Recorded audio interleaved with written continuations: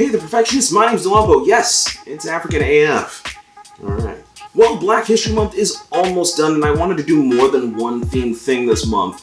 That's progress, you know, that's what we gotta do. We gotta move forward. By the way, you should totally check out the video I did on Jax. It was litty, as the kids would say. So today we have a list of my, and I repeat, my top 5 black heroes in gaming. But hey, this is enough talky talk. Let's get going.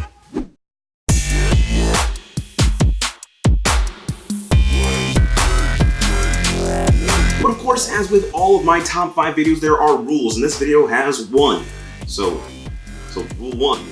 The character has to come from a video game, so as much as I'd love to include him, no 50 Cent. Just so we're clear. Grace Walker is the perfect example of rage with a purpose. While she definitely appears to have some angry black woman qualities, I can't help but feel like her personality is unbelievably accurate to the themes of Wolfenstein 2. You see, Grace comes from a United States that's been taken over by the Nazi army as a result of Germany finding advanced weaponry. She and her group were held up inside the Empire State Building when they ran into series protagonist BJ Blazkowicz. Upon joining his group, Grace led several missions to poke giant holes in the Nazi stronghold on America. This included a mission to plant an atom bomb in a base in Roswell.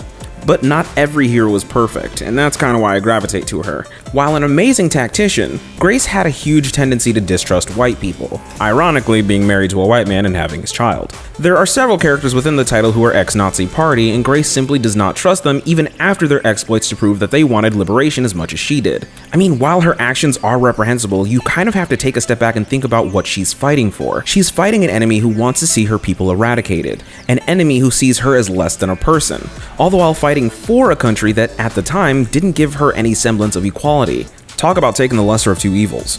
As far as the story arc goes, I think she's a very necessary character. Her stark distrust helps solidify the idea that no one is beyond redemption, that anyone, no matter how terrible their start, can affect positive change. That just because a majority of people around you want something terrible doesn't mean that you have to succumb to their mentality. Yeah, I really like her. Hopefully she makes it in the next title, but if not, I know that her child probably will. Lincoln Clay's story is one of extreme circumstance. Upon returning home from his time in the army, he reunites with some people from his past. These are the Robinsons. Not those Robinsons. These Robinsons run the Black Mob.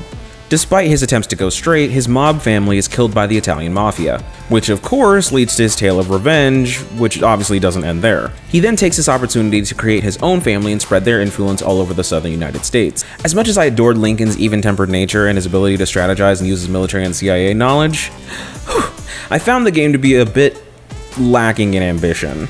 I mean, come on, this game takes place in the late 1960s. This is an opportunity to talk about racial tension in a way video games have never done before. And while it is addressed, it doesn't feel realistic. It feels like something's holding it back.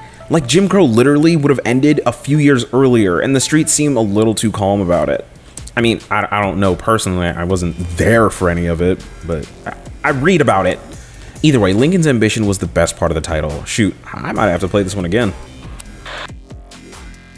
Lucian the Purifier was League of Legends' first black character, and honestly his design and personality are something I really admire. He isn't a caricature, but sometimes in character design we can see a bit of overcorrection when it comes to black characters. We sometimes see developers trying so hard to make sure that a character doesn't come across as stereotypical, they can often be completely devoid of personality. While Lucian can be a bit gruff in-game, his lore expands why he is the way he is. And this really shook me because I was ready to write him off as one of League of Legends' dullest characters. You see, he used to be much warmer in demeanor. Like, this brother actually used to smile, like, a lot, which he does not do much anymore. This is because of a villain within the game known as Thresh. During a battle, Thresh took the soul of Lucian's wife and evil fighting partner, Senna. The only thing left of her after the altercation was her pistol. Now armed with her gun as well as his, Lucian seeks to complete their original mission. Basically to eradicate evil blah blah blah protagonism. I guess you could say he's like the John Wick of League of Legends. Anyway, I immediately gravitated to him when I first started the League because reasons. And I quickly learned that you had better be ready to go in, clap cheeks, and get the hell out. He is one cool dude, and every once in a while you'll hear a spark of who he used to be sneak out in a little bit of his battle dialogue within the gameplay. And it's really nice to hear, especially if you know about the lore.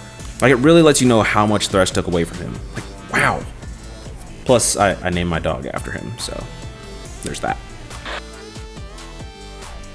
To be completely honest, until recently I didn't really mess with zombies. I still don't really like them, they're kind of played out, but a few years back I heard about this company called Telltale. They put out this game called The Walking Dead Part 2 on PlayStation Plus. Obviously, against my better nature, I started the series on the second game. And yeah, I thought it was pretty good. And then I thought it was great. And then it became one of the best narratives I've ever experienced. I realized quickly that for me, Clementine was less and less her own character and more a driving force. The glue behind the interactions of other characters, so to speak. And that's really the beauty of it. It's the idea that she can float seamlessly through the story and all the horrible shit can happen to her, and it doesn't seem to make her a terrible person, at least through my own decisions. It's funny though, the art director Derek Sakai once stated that the changing of Clementine's white dress to a dingy and dirty one throughout the first title reflected her loss of innocence. And while I find this 8th grade symbolism to be a tad contrived, and by a tad I mean very much so, it actually does speak to her evolution over the course of the games. The titles put such heavy decisions on this child, and very rarely did I feel like the adults in the situation are behaving as though Clementine needed to be psychologically protected, at least after Lee. While the other characters within the title are often shaken by the events, Clem always seems to find the compassion and level-headedness to survive. And that's a really cool thing because black people in horror don't have the best of histories, and we might be partially to blame for that. I mean, let's be real. It's crazy to think that for every Jordan Peele movie, there's another Madea Halloween movie. I mean, that should shock and disturb everyone. All of that said, Clem should definitely be considered an awesome horror lead. I know that's what I consider her.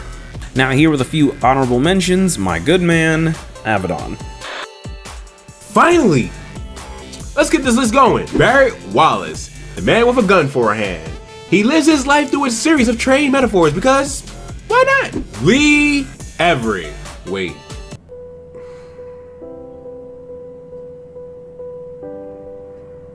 Sheva Alama. They re-released this game for the PS4 and the Xbox One, but you know what? They took her off the box art. So you know what that is, right?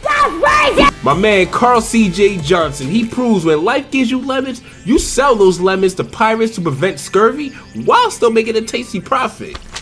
And last, and certainly not least, the vast majority of the NBA. That like violates like the only rule, but I get the joke, so yeah, I'll let it slide. The first black nerd I ever saw growing up was Wade from Kim Possible. Then it was Cookie from Ned's Declassified. And of course, in the before time, there's the king, Urkel. I mean, the idea of black nerds isn't foreign, but I haven't seen it taken in this direction. Marcus is like Wade from Kim Possible if Wade was Kim Possible.